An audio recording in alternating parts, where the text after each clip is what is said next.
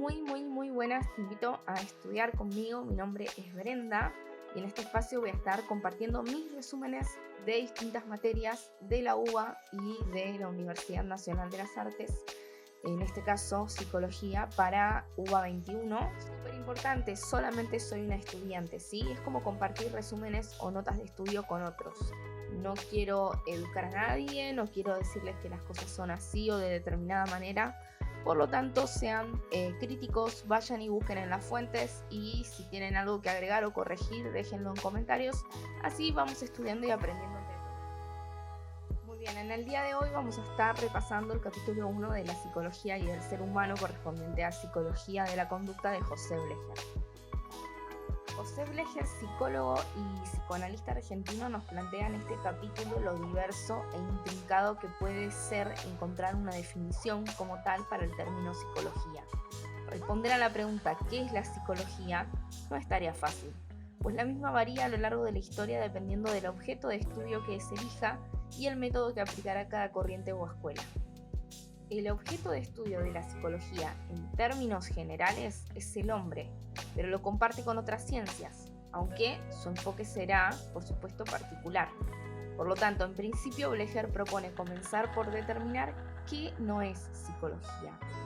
Para ello nos va a hablar de lo que son las falacias, en las que se apoyó naturalmente la psicología tradicional a lo largo de la historia, para luego, mediante una mirada dialéctica, poder encontrar una definición acerca de el hombre y así poder comprender mejor qué es esta ciencia.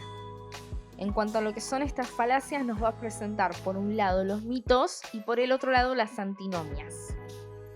A mí siempre, aunque sepa las definiciones, me gusta buscarlas para poder mejorar el contexto de lo que estoy leyendo, así que se las voy a repasar, pero voy a repasar solamente lo que nos va a servir de esas definiciones, ¿no? En cuanto a las falacias, tenemos que tener en cuenta que se tratan de argumentos incorrectos o engañosos. Acá la definición también nos dice que algunos en ocasiones pueden cometerse de manera intencional y en otros casos es realmente una cuestión que no es con intención, y el problema en cuanto a las falacias es que son muy sutiles, con lo cual a veces es difícil, muy difícil identificarlas a simple vista, digamos, sin mucho análisis. Por otro lado, vamos a hablar de los mitos. Yo puse en color violetita lo que nos interesa de esta definición, y es que es una historia imaginaria que altera las verdaderas cualidades de una persona o de una cosa y les da más valor del que tienen en realidad. Esto es súper importante porque ahora cuando empecemos a ver los mitos, nos vamos a dar cuenta que en realidad las características que esas corrientes, esos pensamientos describen, no tienen nada que ver con lo que es el ser humano por sí, ¿no? Así que bueno, seguimos. Y por último, cuando habla de antinomia, está hablando de un conflicto o contradicción entre dos leyes, dos principios, dos ideas, dos actitudes. Entonces, también nos va a presentar el antinomias en su texto.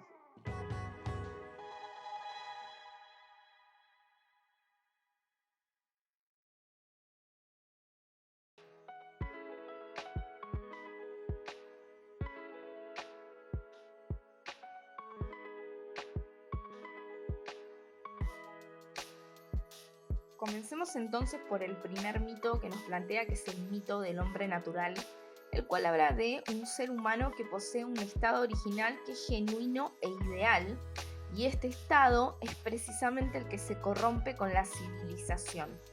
Propone que lo socialmente adquirido es algo artificial, ¿sí? Es algo convencional, por así decirlo. A pesar de que tiene un claro corte religioso, esta idea fue adoptada por muchos pensadores contemporáneos cuando surgió, ¿verdad? Blecher lo que afirma es que, que se trata de una falacia, ya que no existe cosa tal como un hombre natural. Es una ideología, ni siquiera en las civilizaciones más antiguas se manifestaban características como las mencionadas en esta definición. Al ser humano como tal, en su origen no se le puede asignar en todo caso un carácter de bondad ni de maldad. Este mito es más bien una prolongación de una creencia religiosa fundada en aspectos religiosos. El segundo mito que nos trae es el del hombre aislado. El ser humano posee un estado primitivo original, el cual es no social. Esto es lo que plantea este mito. Y debe sacrificar esa naturaleza individualista mediante un esfuerzo claro para poder relacionarse con sus pares y obtener beneficios sociales. Las conductas sociales, por lo tanto, son adquiridas para poder entrar en esa relación o estructura social. Esto estaría impulsado por el instinto gregario por un lado y la libido por el otro.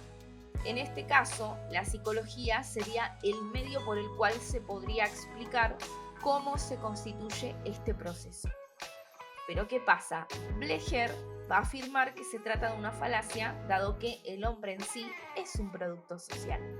La relación de dependencia con el otro es a modo como de una simbiosis, ya que ocurre en el ser humano desde la vida intrauterina. El feto ya, desde un inicio, está dependiendo de su madre, ¿no? Será esto precisamente lo que definirá su condición de persona. La pregunta real para él es a la inversa y constituye el siguiente planteo: cómo un ser social, como el ser humano, llega a convertirse en un ser individual. El último mito que nos trae es el mito del hombre abstracto. Este criterio lo que va a proponer es que el hombre debe ser estudiado aislado de toda situación, de todo contexto histórico, cultural, social, etc., ajeno a su realidad. Esto permite categorizar a las personas con características más reducidas que se muestran fijas, eternas e inmutables. Pero ¿qué va a decir Blecher?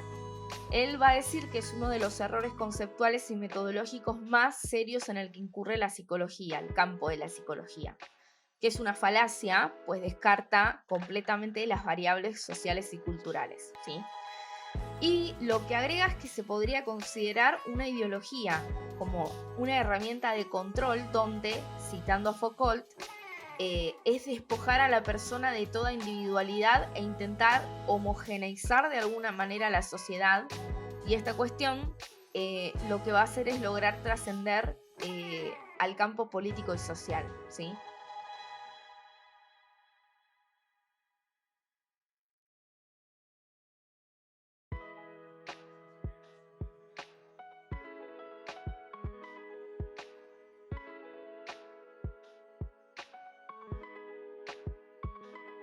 La primera antinomia que nos trae Blecher es la individuo-sociedad. Acá lo que se plantea es que el ser humano posee una organización animal primitiva que es individualista, con características tales como impulsos instintivos, impulsos primitivos, impulsos animales. ¿Qué pasa? El hombre debe hacer un esfuerzo y sacrificio para ingresar al orden social.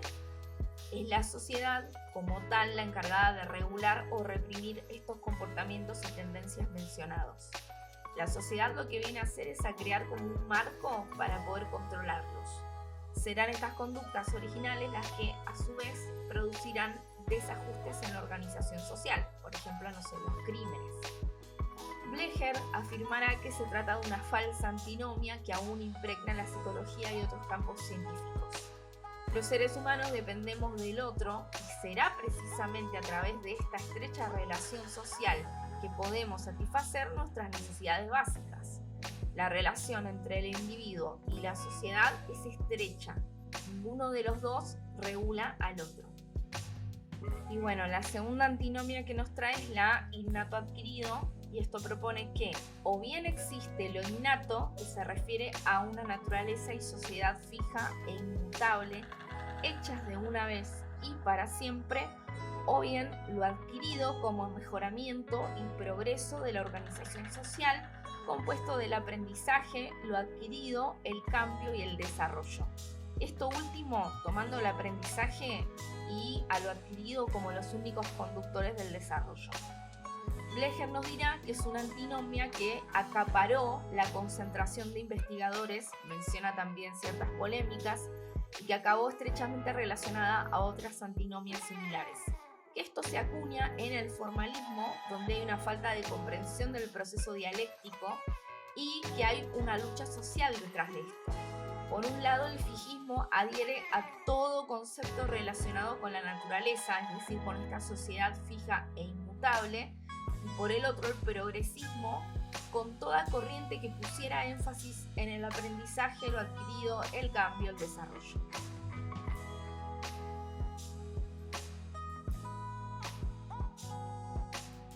José Blecher va a proponer definir al hombre desde una mirada dialéctica. Antes que nada, les voy a compartir lo que es la definición de dialéctica, porque como les decía, aunque sepa las definiciones, siempre me parece útil buscarlas para, digamos, complementar, ¿no? Y en este caso, a nosotros de la dialéctica nos interesa que es una confrontación de ideas, ¿sí? O sea, él va a confrontar distintas voces para llegar a una definición de lo que es el hombre, que es el objeto de estudio de la psicología. Bien, Blecher va a decir, el hombre se caracteriza por ser humano, ser concreto, ser social, ser histórico. Y lo va a sustentar en estas características. 1. Pertenece a la naturaleza humana, que es única y peculiar. 2. Es concreto, pues pertenece a una determinada cultura, clase social, grupo étnico, religioso, etc. Y esto no es casual ni es aleatorio, integra su ser y su personalidad. Punto 3. Es un ser social, pues alcanza su condición de ser humano mediante la incorporación y organización de experiencias con pares, que serían los otros individuos. Luego va a darnos el punto 4, que dice que es un ser histórico, tanto en sentido individual como social, y es producto de un desarrollo. Punto 5. Su ambiente es un ambiente social y de este provienen los estímulos fundamentales para la organización de sus cualidades psicológicas. Punto 6. El conocimiento de la condición de ser humano no se alcanza por pura reflexión, sino que está condicionado socialmente. Punto 7. El ser humano es el único ser vivo que puede pensarse a sí mismo como objeto. Esto le da la posibilidad de crear lenguaje, simbología, prever, planificar con acciones, usar instrumentos y técnicas que le permitan en cierta medida ser independientes de la naturaleza. Punto 8. Es el único ser vivo que puede modificar la naturaleza para generar sus propios medios de subsistencia, los cuales constituyen la matriz fundamental de todas las relaciones humanas. Resumen para poder finalizar lo que se vio. ¿Qué es la psicología? Es una pregunta que no es fácil de responder porque tiene multiplicidad de escuelas donde varían tanto el objeto de estudio como los métodos aplicados. Blecher, considerando que el objeto de estudio de la psicología es el hombre, un objeto que también comparte con otras ciencias, propone en principio entender qué no es psicología, repasando las falacias que la han ido constituyendo a través de la historia para luego aplicar la mirada dialéctica y encontrar una definición de lo que es ser humano, alcanzando a comprender el objeto de estudio de esta ciencia un poco mejor y su mirada peculiar de análisis que la separa de las otras ciencias. Tenemos entonces estas falacias que son mitos, el hombre natural, el hombre aislado, el hombre abstracto, y las antinomias que son la individuo-sociedad y la innato-activo. La psicología estudia a los seres humanos, lo hace desde un enfoque particular, atiende a un determinado plano de su organización como seres vivos. Estos seres humanos son reales y concretos. La concepción del hombre se encuentra implícita en su contenido, el cual varía dependiendo del momento histórico en el que nos encontremos, lo que da lugar a falacias que generan distorsiones en su definición. Voy a dejar en la caja de descripción un enlace a un pequeño apunte que yo me hice para guiarme para el día del examen. Les agradezco por haber llegado hasta acá. Recuerden, no me crean a mí, vayan directamente a las fuentes. Esto es como compartir apunte. Y nada, o sea, los leo en comentarios si hay algo para agregar, alguien que quiere sumar algún dato. Es súper importante para poder construir conocimientos juntos, estudiar juntos. Y mucha suerte en los exámenes, en los parciales. Les mando un súper abrazo.